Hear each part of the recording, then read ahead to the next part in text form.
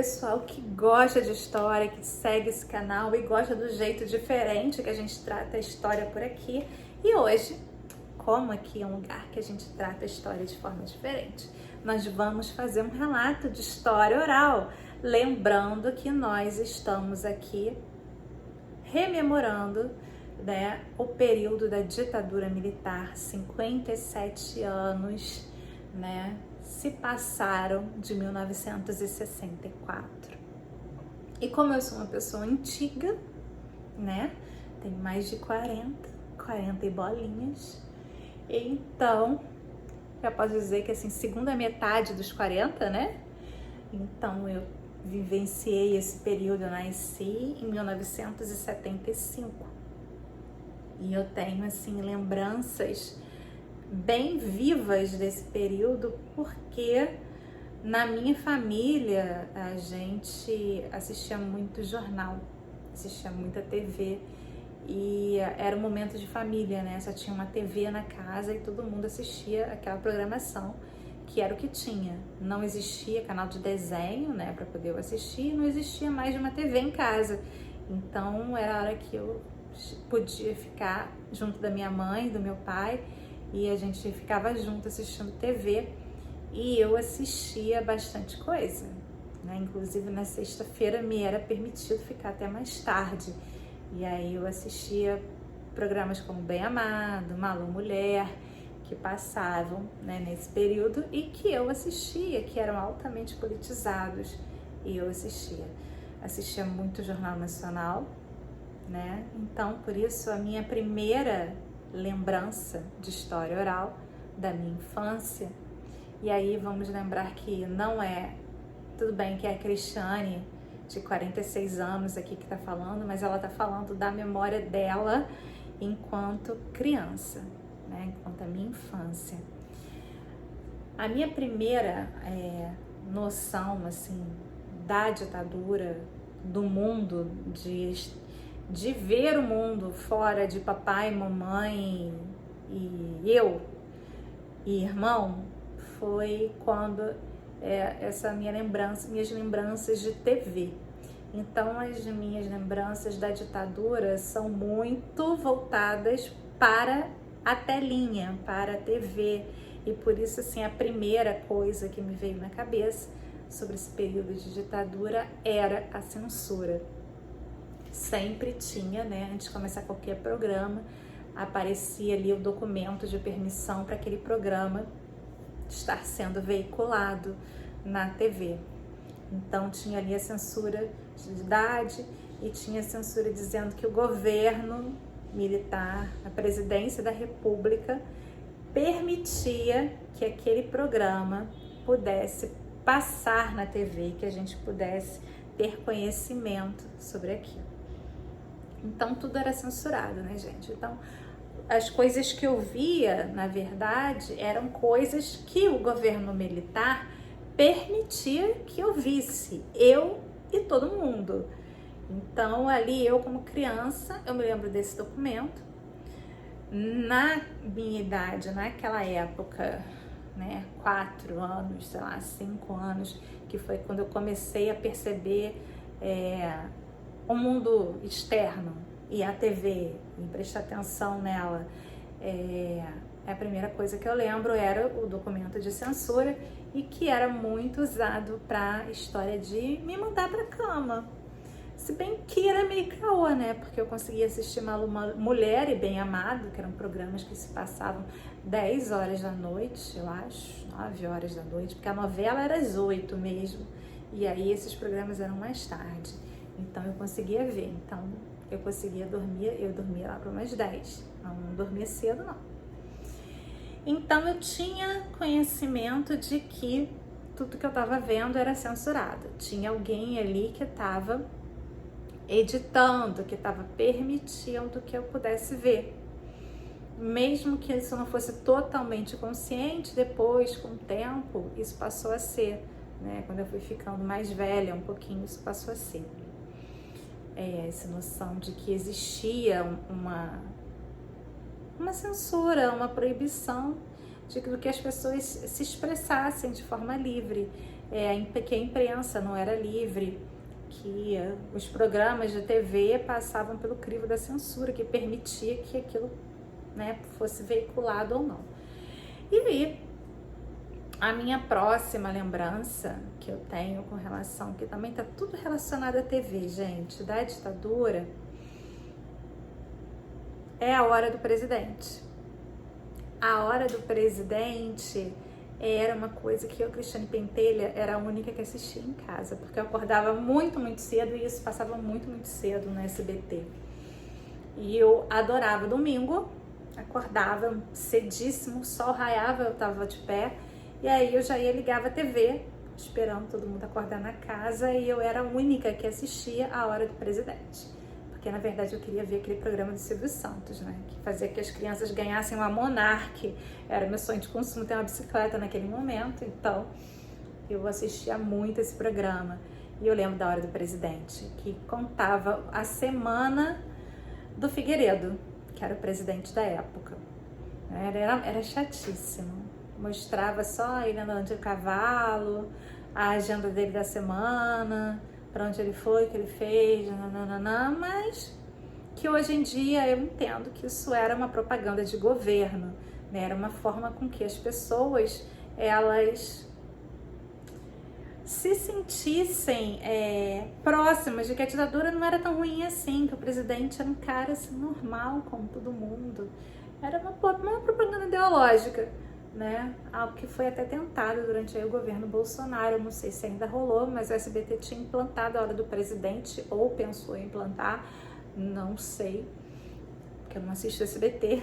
Depois que eu fiquei adulta, eu não assisti mais, então não sei como é que rola isso, mas eu sei que algumas emissoras começaram a entrar nessa ondinha aí durante o governo Bolsonaro.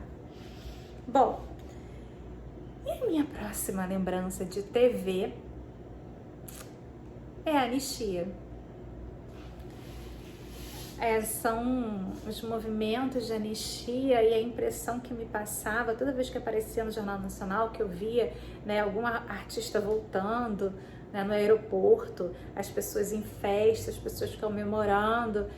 Para mim, me passava uma mensagem quando eu era criança de alguma coisa positiva, de um futuro, né, uma esperança de futuro, uma esperança de o Brasil mudar, de um Brasil melhor, de um Brasil democrático, que era algo que a gente não tinha. Então, me lembro muito disso.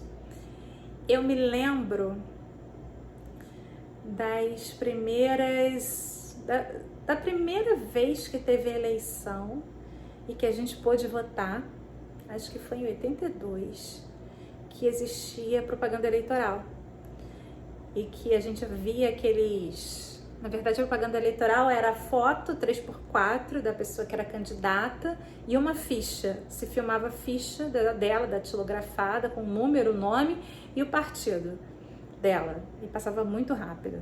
Mas que eu gostava de ver, gente, eu gostava de ver o horário eleitoral, porque eu gostava de ver as fotos 3x4 e eu achava graça da cara das pessoas na foto 3x4. Então, isso também é uma lembrança que eu tenho viva. E eu lembro também que foi um momento de empolgação. Eu lembro que meus pais estavam empolgadíssimos para poder votar para prefeito, meus tios também, e todo mundo assistia. E isso coincidiu também com a época da Copa. Então foi um período assim de movimento, né? Eu lembro que foi um período de movimento da minha infância, animado, né? Que eu vivi dentro da minha casa com relação à ditadura.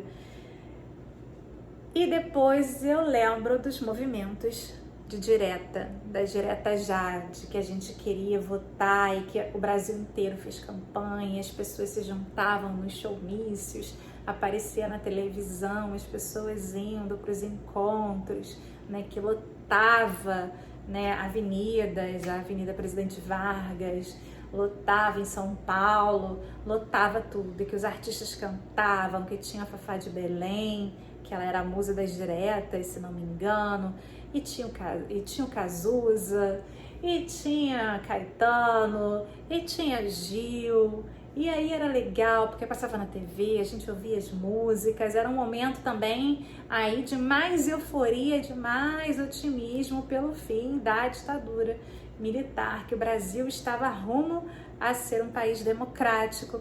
E eu lembro também da decepção que foi quando a lei que estava sendo para ser votada para que as eleições fossem diretas para presidente, para deputados, senadores, governadores, não passou. Eu lembro do banho de água fria, da sensação de desânimo das pessoas, tipo assim, ai, perdemos, né? Fomos derrotados. Então eu lembro muito disso. Eu lembro do atentado do Rio Centro, lembro de ter passado no jornal e eu ter assistido que um carro explodiu do lado de fora do Rio Centro, que estava tendo um show. Não me lembro que show era, especificamente. Dando aula, eu sempre colo esse show.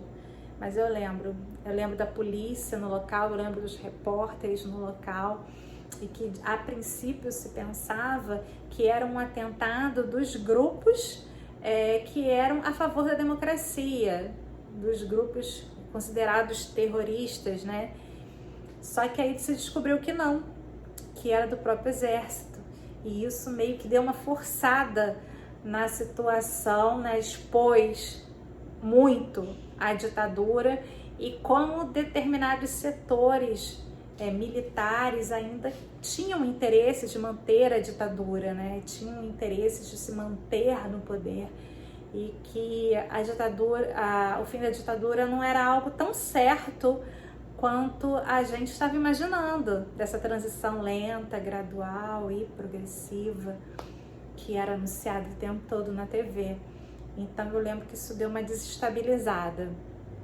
Mas aí começou, eu lembro que houve a eleição, né, indireta, e finalmente Tancredo Neves foi eleito o primeiro presidente aí da transição, de forma indireta, como eu já disse.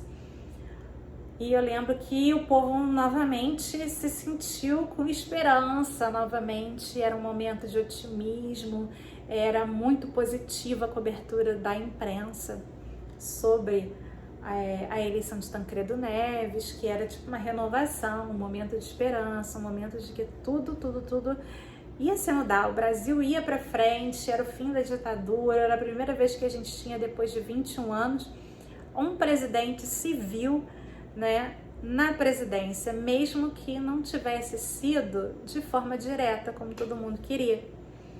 E daí eu lembro do banho de água fria que foi a morte de Tancredo, em que muita gente perdeu a esperança. Assim, eu lembro dos meus pais tristes, eu fiquei muito triste, eu fiquei triste mesmo com isso. E eu assistia na TV o velório, acompanhava os boletins antes, né, de anunciarem a morte, os boletins médicos. Era uma coisa assim que todo mundo tava torcendo tanto e parece que, cara, a gente nadou, morreu na praia. E era um sentimento de que talvez todo o esforço tenha sido em vão, que os militares iam voltar. Existia uma teoria da conspiração, né? Então era um momento de insegurança para todo mundo se sentia muito inseguro. E aí o Sarney assumiu a presidência da República. E lembrando do Sarney, eu lembrei da inflação. Meu Deus, como é que eu posso ter esquecido disso? É uma das lembranças assim mais presentes minhas do governo militar e do governo Sarney, que era a inflação, que tudo era muito caro. Existiam notas de R$1.000, de 10 mil reais, não, cruzeiros, de 1.000 cruzeiros, 10 mil cruzeiros, e que não valia nada e me davam para brincar. Eu brincava de banco, eu me achava super rica. Eu tinha uma lata de sorvete Que Bom, que lembra que o sorvete Que Bom vinha na lata, galera antiga. E aí eu colocava esse dinheiro lá e ficava achando que eu era rica, que era dona de um banco, enfim, coisas de criança, né?